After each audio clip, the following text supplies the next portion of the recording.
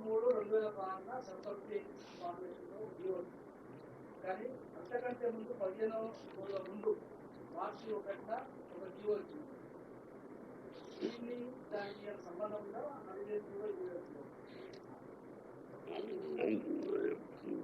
ముందు వచ్చింది ఏం జీవో అని చెప్తున్నారు మీరు?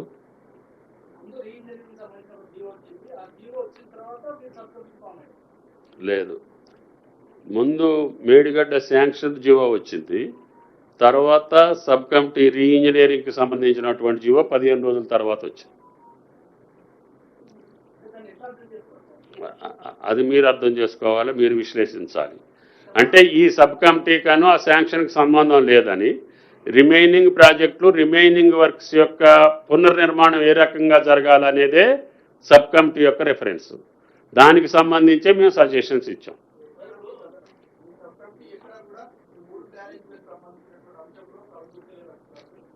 లేదు, అసలు ఆ టర్మ్స్ ఆఫ్ రెఫరెన్సే లేదు, ఎగ్జిస్టింగ్ ప్రాజెక్ట్స్ యొక్క స్థితిగతుల మీదనే.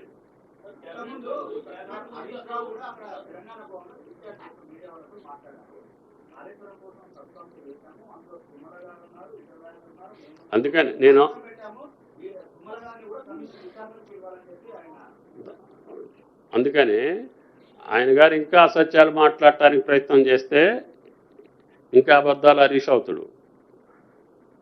నేను అందుకని మీకు చెప్పేది, నాకు అబద్ధం ఆడాల్సిన అవసరం లేదు.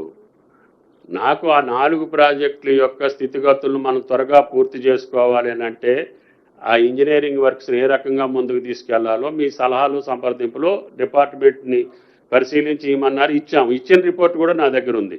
అందుట్లో బ్యారేజీలకు సంబంధించి, వేరే రకానికి సంబంధించి, కాళేశ్వరానికి సంబంధించి ఉంటే అది వేరే. రాలేదు.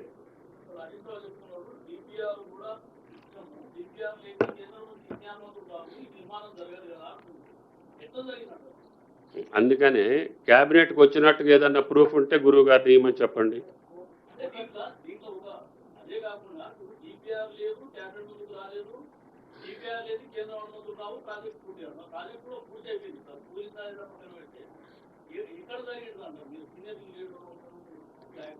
నేను ఆ ప్రాజెక్ట్ అంశాల్లోకి వెళ్తేనేమో ఇంకా వేరే రకంగా వెళ్ళాలి. నేను ఈ సబ్ కమిటీకి సంబంధించి రాజేందర్ గారి యొక్క ప్రకటనకు సంబంధించి మాత్రమే నేను క్లారిఫై చేయదలుచుకున్నా. ఎందుకంటే కమిషన్ విచారణలో ఉంది కాబట్టి, కమిషన్ యొక్క విచారణలో ఉండగా నేను దాని మీద వేరే రకమైన ప్రకటన చేస్తే అది మంచిది కాదనేది నా పర్సనల్ ఉద్దేశం. నేను లెటర్ జరిగిన వాస్తవాన్ని కమిషన్కి సుమోటివ్గా నేనే లెటర్ రాస్తా జీవోలతోటి. సబ్ కమిటీకి కాళేశ్వరానికి సంబంధం లేదు, కాళేశ్వరం క్యాబినెట్కి రాలేదు. ఈ 2 అంశాలు రాజేందర్ గారు తప్పు చెప్పారు కాబట్టి అది వాస్తవం కాదు, ఆ పెద్ద ఆయనకి తగదు అని చెప్తున్నా. యా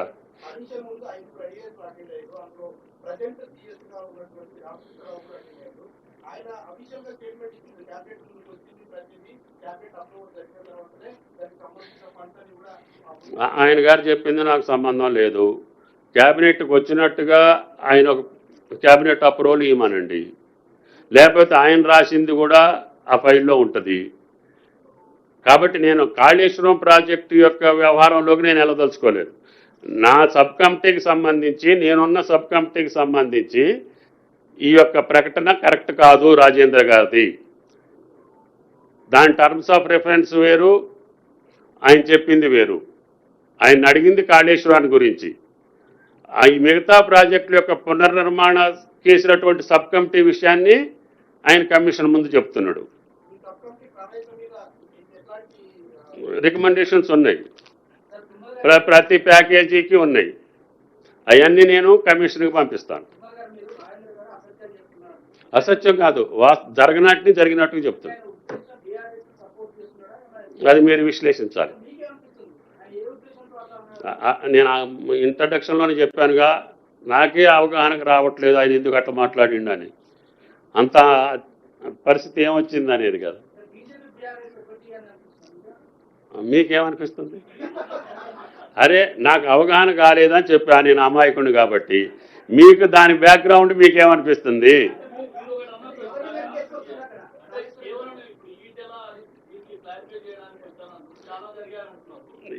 అట్లా కాదు.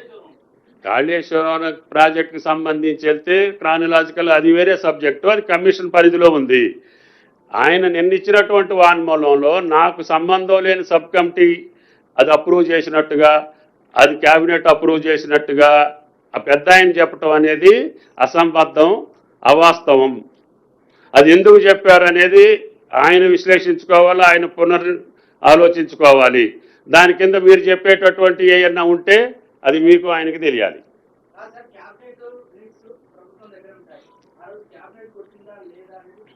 అది వచ్చింది చూపించమంటున్నా కదా, నేను చూపించగలుగుతా.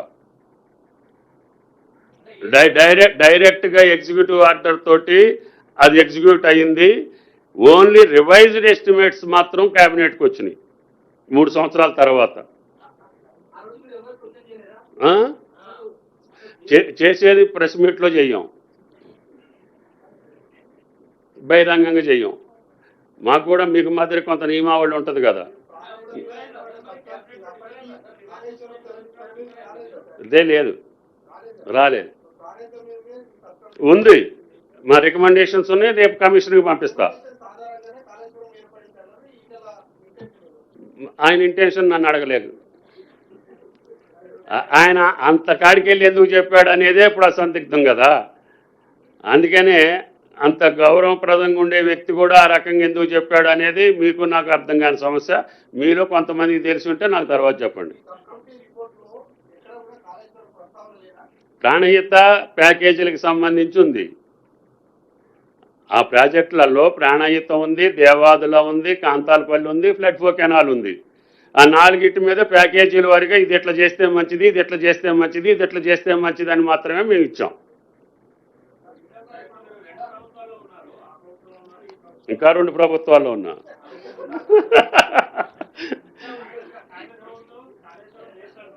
అమ్మా నేను దాని మీద ఏం మాట్లాడినని చెప్పానా? దాని మీద కమిషన్ రిపోర్ట్ తర్వాత ఏం చెప్పాలో, లేకపోతే ఆ సందర్భం వచ్చినప్పుడు ఏం చెప్పాలి. ఇది కేవలం రాజేంద్ర గారు ఇచ్చినటువంటి నా పేరు ప్రస్తావించి దీనికి సంబంధం లేనటువంటి సబ్ కమిటీని తీసుకొచ్చి దీనికి అంటగట్టాడు కాబట్టి, క్యాబినెట్కి రాని సబ్జెక్టు కూడా క్యాబినెట్లో అప్రూవ్ అయిందని చెప్పి పెద్ద అబద్ధం ఆడాడు కాబట్టి, ఆయన అంత అబద్ధం ఆడటానికి నాకు ఇప్పటికీ అర్థం కాక మీకు కూడా చెప్పలేకపోతున్నా. అంతేనా? మరి అసలు పెట్టకుండా ఎందుకు ఆడిండని